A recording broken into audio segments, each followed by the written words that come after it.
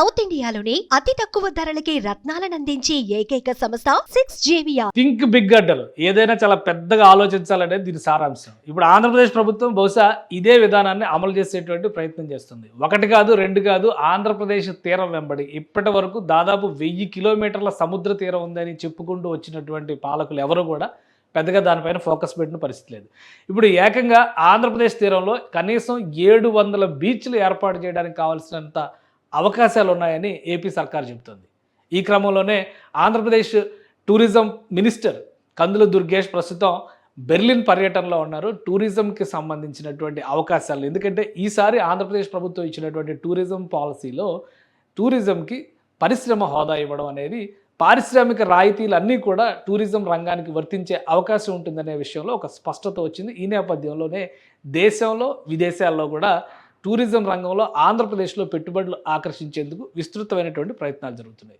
ఈ క్రమంలో ఏపీ మంత్రిగా, టూరిజం శాఖ మంత్రిగా ఉన్నటువంటి కందుల దుర్గేష్ బెర్లిన్లో జరుగుతున్నటువంటి ఐటీబీ ఇంటర్నేషనల్ టూరిజం బోర్సే, అంటే అది జర్మనీ భాషలో ఇంటర్నేషనల్ టూరిజం కన్వెన్షన్గా చెప్పేటువంటి ఐటీబీ బెర్లిన్ 2025లో ఆయన పార్టిసిపేట్ చేస్తున్నారు. అనేక సంస్థలు, అనేక మంది వ్యాపారవేత్తలు, టూరిజం రంగంలో దిట్టలుగా ఉన్నవారు అందరూ కూడా ఇక్కడ పర్యటనలు చేస్తున్నటువంటి సందర్భం. ఈ క్రమంలో ఏపీలో ఆసక్తికరమైనటువంటి చర్చ జరుగుతుంది. రాష్ట్రంలో మొత్తం 700 బీచ్లు ఏర్పాటు చేయడానికి కావాల్సినటువంటి అవకాశాలు ఉన్నాయి. దీనిపైన ఫోకస్ పెట్టే విధంగా రాష్ట్ర ప్రభుత్వం ఒక విధానాన్ని రూపొందించేటువంటి ప్రయత్నం చేస్తున్నట్టుగా తెలుస్తుంది. దీనికి సంబంధించినటువంటి ప్రత్యేకమైనటువంటి బాధ్యతల్ని AP tourism special secretary Ajay Jain వహిస్తున్నట్టుగా తెలుస్తుంది. ఈ క్రమంలోనే ఆయన కొన్ని ఆసక్తికరమైనటువంటి వ్యాఖ్యలు చేశారు. ఆంధ్రప్రదేశ్లో తీర ప్రాంతం వెంబడి మొత్తం ఈ తీర ప్రాంతం అంతటినీ కూడా చూస్తే దాదాపుగా 968 కిలోమీటర్ల తీర ప్రాంతంగా కనిపిస్తుంది. దీనిలో అనేక బీచ్లు ఇప్పటికే ఉన్నాయి. అంటే ఇప్పటికే బీచ్లు ఉన్నప్పటికీ కూడా అక్కడ మౌలిక వసతుల కల్పన అనేది చాలా తక్కువగా ఉంది. పెద్ద బీచ్లు అంటే అటు విశాఖపట్నం బీచ్ కనబడుతుంది, మధ్యలో కాకినాడ బీచ్ కనబడుతుంది. చిన్న చిన్న బీచ్లుగా సూర్యలంక అంటే బాపట్ల దగ్గర కానీ, మచిలీపట్నం కానీ, కాకినాడ తర్వాత ఉప్పాడ బీచ్ కానీ ఇలాంటివి కనిపిస్తాయి. కానీ మొత్తంగా జాబితా చూస్తే మినిమం టు మినిమం రాష్ట్రంలో అఫీషియల్గా ఉన్నటువంటి లిస్ట్ ఇది. శ్రీకాకుళం నుంచి చూస్తే కనుక బరువా బీచ్, కళింగపట్నం బీచ్, అలానే Bheemunipatnam beach, Rishikonda beach, Ramakrishna beach, Tenneti park beach, Yarada beach, ఇవన్నీ కూడా విశాఖపట్నం పరిధిలో వచ్చేటువంటి బీచ్లు. ఇక ఉప్పాడ బీచ్ దగ్గర నుంచి చూస్తే తూర్పుగోదావరి పరిధిలో స్టార్ట్ అవుతుంది. ఉప్పాడ, కాకినాడ బీచ్, అలానే Antarvedi beach, Parupalem beach, Perupalem beach, అలానే మంగినపూడి బీచ్, ఇది మళ్ళీ కృష్ణా జిల్లా పరిధిలోకి వచ్చేటువంటిది.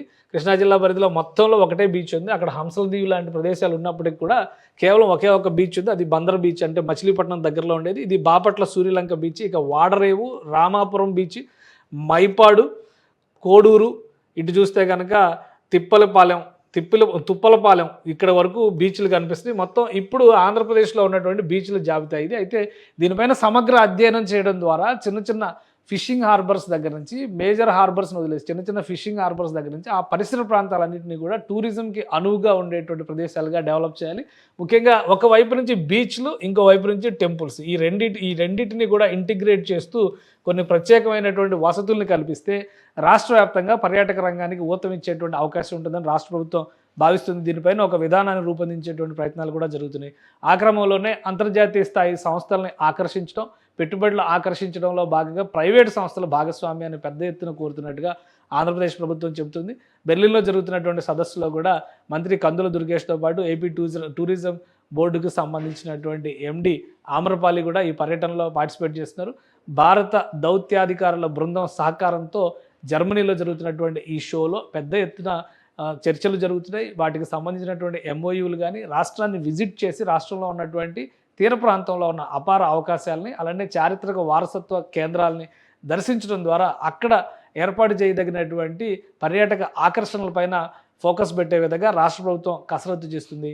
అందులో భాగంగానే ఢిల్లీలో జరిగినటువంటి ఇంటర్నేషనల్ టూరిస్ట్ కన్వెన్షన్లో కందుల దుర్గేష్ పార్టిసిపేట్ చేశారు. అలానే ఇప్పుడు అంతర్జాతీయ స్థాయి టూరిస్ట్ కన్వెన్షన్లో పార్టిసిపేట్ చేస్తున్నారు. ఈ అనుభవాల తర్వాత ఆంధ్రప్రదేశ్లో ఉన్నటువంటి ప్రత్యేకతల్ని, అవకాశాలని ప్రపంచం ముందర షోకేస్ చేసిన తర్వాత పెద్ద ఎత్తున ప్రైవేటు భాగస్వామ్యాన్ని టూరిజం రంగంలో ప్రోత్సహించే దిశగా రాష్ట్ర ప్రభుత్వం కసరత్తు చేస్తుంది. ఇప్పటికే రాష్ట్రంలో వివిధ పర్యాటక ప్రాంతాలుగా ఆకర్షణ ఉన్నటువంటి ప్రదేశాల్లో 3 స్టార్ హోటల్స్ నుంచి 7 స్టార్ హోటల్స్ వరకు నిర్మించేటువంటి ప్రణాళికని రాష్ట్ర ప్రభుత్వం అమలు చేస్తుంది. ఈ క్రమంలో అనేక వినతులు ఇప్పటికే రాష్ట్ర ప్రభుత్వానికి వచ్చాయి. వాటిపైన కూడా ఒక నిర్ణయం తీసుకునేటువంటి అవకాశం ఉంది.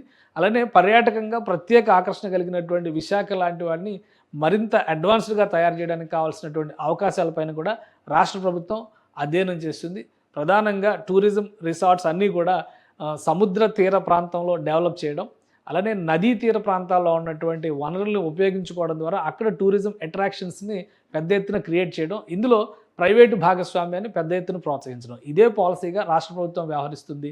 సో ఈ బీచ్ టూరిజం పాలసీ, అలానే టెంపుల్ టూరిజం పాలసీ, వీటన్నిటిని ఇంటిగ్రేట్ చేస్తూ ముందుకు తీసుకెళ్లేటువంటి విధానాన్ని ఆంధ్రప్రదేశ్ ప్రభుత్వం అమలు చేయడం ద్వారా పెద్ద ఎత్తున ప్రైవేటు భాగస్వామ్యాల్ని, ప్రైవేటు పెట్టుబడుల్ని ఆకర్షించేటువంటి ప్రయత్నాలు జరుగుతున్నాయి. బెర్లిన్ పర్యటన తర్వాత, జర్మనీ పర్యటన తర్వాత మంత్రి చేసేటువంటి ప్రకటన, చేయబోయేటువంటి ఎంఓయూలకు సంబంధించి ప్రభుత్వంతో సంప్రదింపుల తర్వాత అధికారిక ప్రకటన ఉండేటువంటి అవకాశాలు కనిపిస్తున్నాయి. సుమన్ టీవీలో మీ పర్సనల్ అండ్ బిజినెస్ ప్రమోషన్స్ కోసం కింది నెంబర్కి కాంటాక్ట్ చేయండి.